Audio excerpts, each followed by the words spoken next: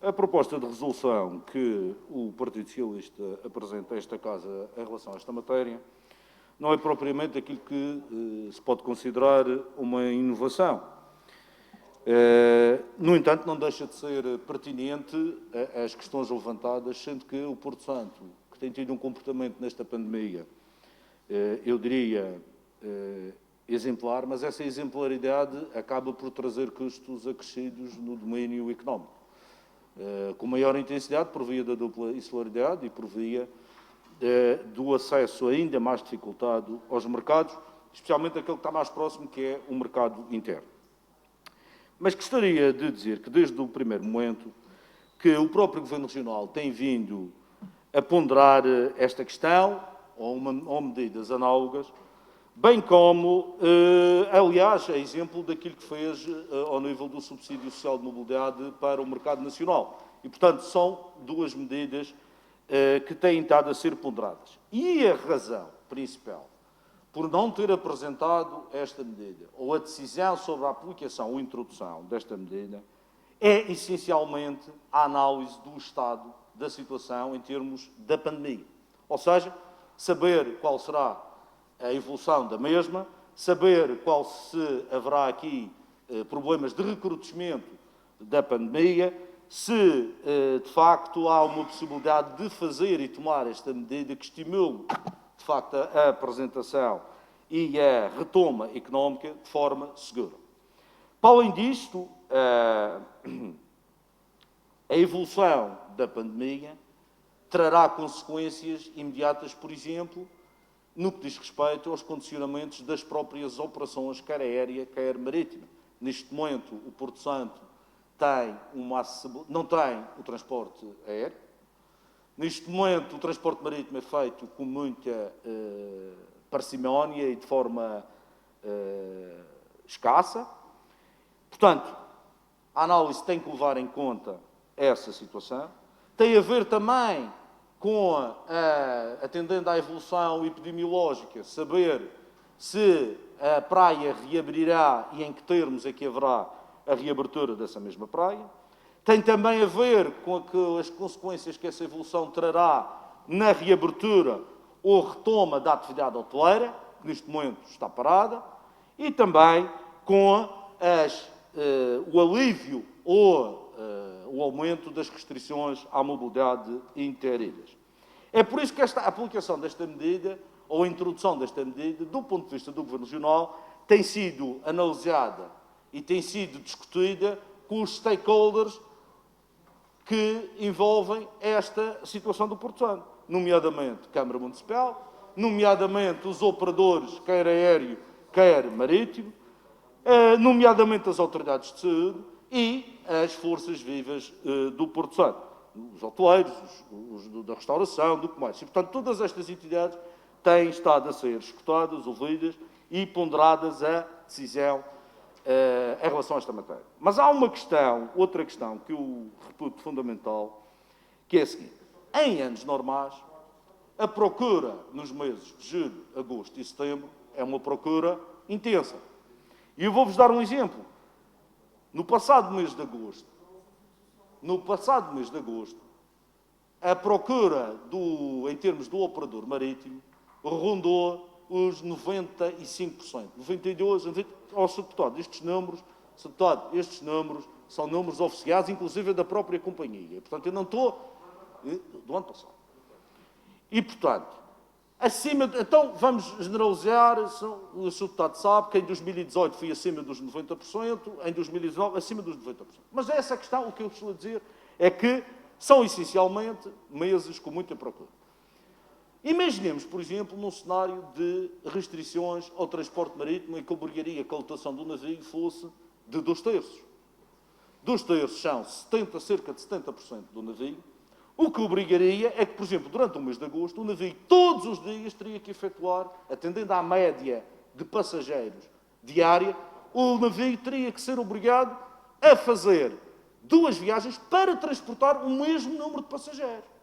Não é para transportar mais. Estou a falar num cenário passado. Portanto, Sr. Deputado, o que eu queria dizer com esta questão é que é o seguinte. O operador É por isso que estas questões têm que ser analisadas. O operador teria, por exemplo, ao nível do combustível, o dobro dos custos de combustível para transportar o mesmo número de passageiros.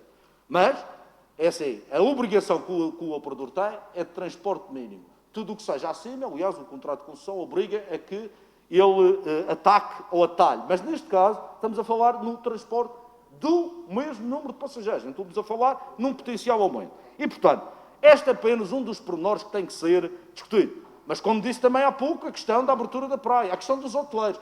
Porque um aumento de procura, se a hotelaria estiver a funcionar com menor capacidade, também não há capacidade de resposta para receber todas as pessoas. É por isso que esta medida, como disse, é pertinente. É uma medida importante, mas é uma medida que tem que ser aplicada em função da análise e da evolução dos factos. Nós temos, e vamos ter, é uma medida que, em termos de custos estimados, poderá atingir 1,5 milhão de euros. É uma medida que, portanto, tendo este peso financeiro, deve ser enquadrada num cenário, por exemplo, da aprovação de um orçamento retificativo, até porque já estaremos mais à frente no tempo, estaremos mais à frente no sentido de perceber melhor o que vai acontecer, e é uma medida que, acima de tudo, deve ser encarada com caráter de excepcionalidade.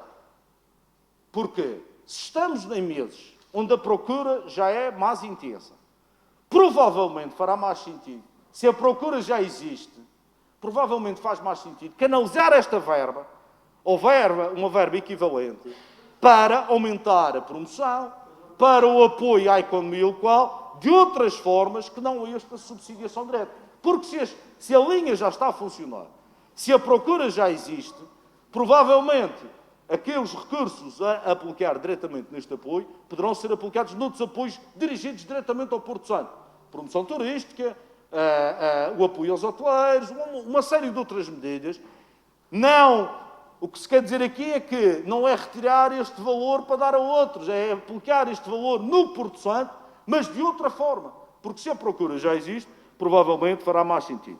É por isso que, eventualmente, em sede de especialidade, nós temos que introduzir uma ou outra alteração, no sentido, por exemplo, de garantir a excepcionalidade e de garantir, caso se verifiquem determinados pressupostos, não haver necessidade de aplicar esta medida, mas sim outras que trarão mais resultados e serão mais eficazes à economia do Porto Santo. Muito obrigado. Sr. Deputado Carlos Rodrigues tem a palavra para responder ao Sr. Deputado Ricardo Lume, do PCP. Muito obrigado, Sr. Presidente. Sr. Deputado Ricardo Lume, o Sr. Deputado Ricardo Lume não pode confundir as duas situações. Para já, o preço da viagem entre o Porto Santo e o Funchal é sempre o mesmo. Não varia em função da procura e da oferta. Há um tarifário que está estabelecido e é isso que acontece. É isso que acontece. Sr. Deputado, em relação ao subsídio social de mobilidade para o continente, não é preciso o Governo decidir nada. Não é preciso o Governo decidir nada, o Governo da República. Porque a questão da oferta e da procura faz com que as tarifas subam para os 800 euros e para os 600 euros e para os 700 euros. E, portanto, essa seleção já é feita dessa maneira. E, Sr. Deputado, o primeiro objetivo deste subsídio para o Porto Santo foi reduzir a sazonalidade. Foi garantir que havia mais gente a visitar o Porto Santo nos meses mais fracos. E vou-lhe dizer outra coisa. Se a procura... Repare uma coisa, Sr. Deputado. O preço não varia em função da procura. Portanto, se não varia em função da procura e a procura aumenta e dá procuras quase que atingem os 100% de capacidade, por exemplo, do navio, é um desperdício de recursos públicos estar a injetar dinheiro numa linha ou numa rota que já funciona. É preferível pegar nesse dinheiro e investir... Sr. Deputado. Sr. Deputado, é preferível pegar nesses recursos, continuar a aplicar no Porto Santo, mas de outra maneira, nomeadamente na promoção, nomeadamente no apoio às empresas e famílias locais, no aproveitamento social. Agora, nos meses em que essa procura não existe, é natural que se a fomente. E, portanto, foi esse o objetivo. E, portanto, comparar o subsídio social de mobilidade do Porto Santo com o subsídio social de mobilidade do continente, para já não faz sentido. E depois, Sr. Deputado, não venha com esses complexos de Partido Comunista. Não há aqui nenhuma elitização. Há apenas a vontade e o querer que a economia do Porto Santo funcione a níveis mais altos durante mais tempo ao longo do ano. É esse o grande objetivo, Sr. Deputado. E não só durante 3 meses ou no mês da Páscoa. Muito obrigado.